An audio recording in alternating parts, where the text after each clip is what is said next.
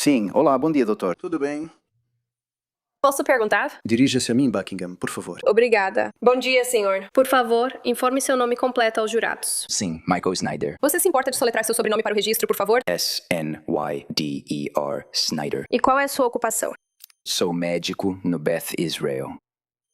E há quanto tempo você é médica? Desde 1998. Pode falar sobre sua formação acadêmica? Então, fiz minha graduação na UMass Amherst, cursei medicina na Universidade Tufts e depois fiz minha residência em medicina de emergência na Universidade de Boston. Há quanto tempo trabalha no Beth Israel? Desde 2014, há 12 anos. Você trabalha principalmente no pronto-socorro? Sim. Quero chamar sua atenção para o dia 24 de janeiro de 2023. Você trabalhou no pronto-socorro nessa data? Sim. E à noite você foi informada sobre vários casos de trauma pediátrico que estavam chegando ao pronto-socorro? Sim.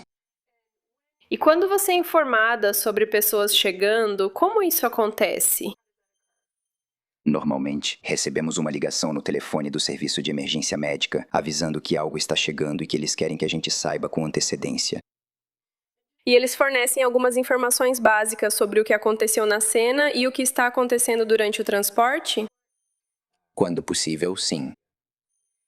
E quando os profissionais de emergência, os técnicos de emergência médica ou paramédicos chegaram ao Beth Israel, havia 3 pacientes, certo? Correto. E você foi designada para tratar um paciente? Correto. Você lembra qual paciente era? Cora?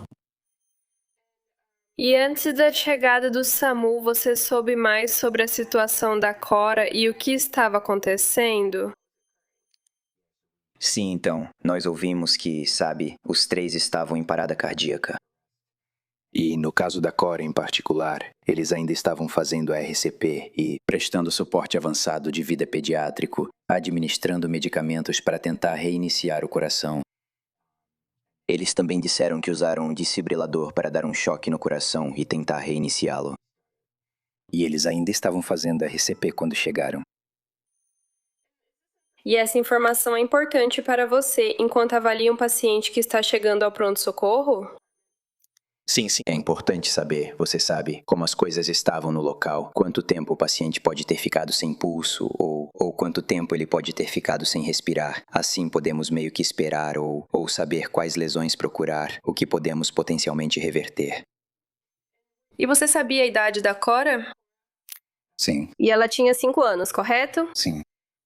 E quanto aos medicamentos dos quais você tinha conhecimento, quais medicamentos tinham sido fornecidos? Então, antes de chegar até nós, ela havia recebido epinefrina, que é o principal medicamento que usamos em uma parada cardíaca. E você sabe como eles administraram esse medicamento para ela? Sim, então ela tinha o que chamamos de dispositivo intraósseo na tíbia direita. Às vezes é muito difícil conseguir colocar um acesso intravenoso, então podemos acessar diretamente o osso ou a medula óssea. E você sabia se ela tinha sido entubada durante o trajeto? Ela não foi entubada no trajeto. Você estava lá para receber a ambulância quando ela chegou ao pronto-socorro? Sim. E o que acontece quando um paciente chega ao pronto-socorro de ambulância? Então, quando o paciente chega, sabe, nossa equipe imediatamente começa a assumir os cuidados para que não haja nenhuma interrupção. E então também recebemos um relatório dos paramédicos, dos técnicos de emergência e de qualquer outro membro da equipe que tenha participado do caso. E você e sua equipe de emergência, então, fazem sua própria avaliação inicial do paciente? Sim. Então, o que você faz nesse caso? Então, inicialmente nós meio que seguimos o nosso ABC, vias aéreas, respiração e circulação. Então, no começo, focamos nas coisas primárias, como garantir que estamos fornecendo ar e oxigênio para o paciente. Mantendo o coração funcionando, seguimos com a RCP. E em relação à Cora, você percebeu se ela estava respirando? Então ela não estava respirando sozinha. E quanto ao coração, você percebeu se o coração dela estava batendo? Não havia batimentos cardíacos. E quanto à aparência física dela, quais observações você fez sobre a aparência física dela? Então, inicialmente, quando ela chegou, sabe, uma das coisas que notamos foi uma tonalidade azulada na pele, que normalmente, você sabe, podemos ver quando há menos oxigênio ou falta de oxigênio. E então, Em uma avaliação rápida, havia algumas áreas de hematomas no pescoço e ao redor dos olhos chamadas petequias, que são pequenos sangramentos sob a pele. E eu acredito que uma pequena quantidade de sangue estava saindo do nariz. Você conseguiu observar as mãos dela ou outras partes do corpo? Então as mãos definitivamente apresentavam o que chamamos de cianose, ou seja, um tom azulado. Agora, em relação aos olhos, você mencionou petequias ao redor do rosto, dos olhos e também do pescoço. Você notou mais alguma coisa nos olhos dela? Então, as pupilas estavam fixas e dilatadas. Por que isso é significativo para você?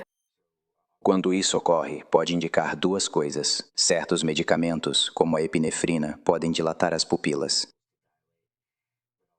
Mas também, se o cérebro está começando a sofrer danos ou não está funcionando, então você começa a perder inicialmente. Alguns dos sinais que fariam as pupilas ficarem menores, então elas tendem a começar a ficar aumentadas ou dilatadas se houver uma lesão cerebral começando ou se já tiver ocorrido.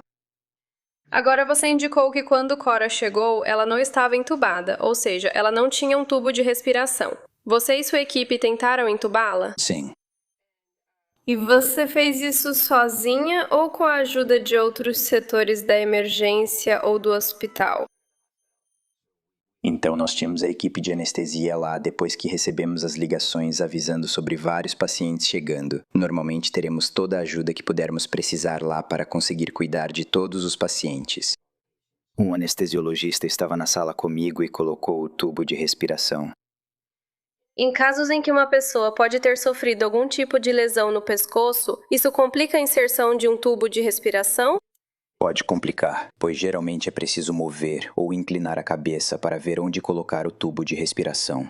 Porém, ao suspeitar de lesão no pescoço, estabilizamos com um colar cervical ou manualmente. Então você não tem a possibilidade de mover a cabeça e o pescoço para tentar obter uma visão melhor. Depois que o tubo de respiração foi colocado, você e sua equipe conseguiram ventilar a Cora manualmente? Sim. Agora, você então fez uma avaliação cardíaca nela? Sim, então além de ouvir o coração, sentir o pulso, nós também costumamos usar um aparelho de ultrassom na sala, onde podemos ter uma visão direta da função cardíaca. E você sabia que ela foi desfibrilada 2 vezes na ambulância? Por que isso é relevante ao tratar uma paciente em parada cardíaca? Então, quando desfibrilam um paciente, geralmente é porque o coração está em ou pode estar em um ritmo em que ele não consegue bombear sangue, então pode estar meio fora de sincronia ou tremendo, e podemos tentar usar eletricidade para trazer o coração de volta a um ritmo. Depois que você fez o ultrassom cardíaco, houve alguma tentativa adicional de usar um desfibrilador ou... Sim. Durante o tratamento com ela, você continuou usando vários medicamentos? Sim. E a RCP continuou durante todo o tempo em que você esteve com ela? Sim. Você consultou outros colegas ou outros hospitais em relação ao cuidado da Cora? Sim, na verdade nós tivemos. Além de todos os meus colegas na sala de emergência, tínhamos médicos da UTI pediátrica do Hospital Infantil ao telefone conosco, ajudando a resolver qualquer situação que pudesse surgir no caso. Também esperando que eles recebessem os pacientes encaminhados por nós. O seu hospital, o Beth Israel, está equipado para lidar com esse tipo de trauma pediátrico? Conseguimos estabilizar inicialmente, mas depois precisamos transferir os pacientes para cuidados especializados ou internação continuada. E por quanto tempo continuaram os esforços para tratar a Cora? Então, na sala de emergência, aproximadamente 30 minutos. E é correto afirmar que todos os esforços que você fez não tiveram sucesso? Correto? E aproximadamente às 19h28, ou 7h28, você finalmente declarou Cora como falecida. Sim. Obrigada, não tenho mais perguntas. Mais algo? Sem perguntas. Obrigado. John, obrigado. Doutor.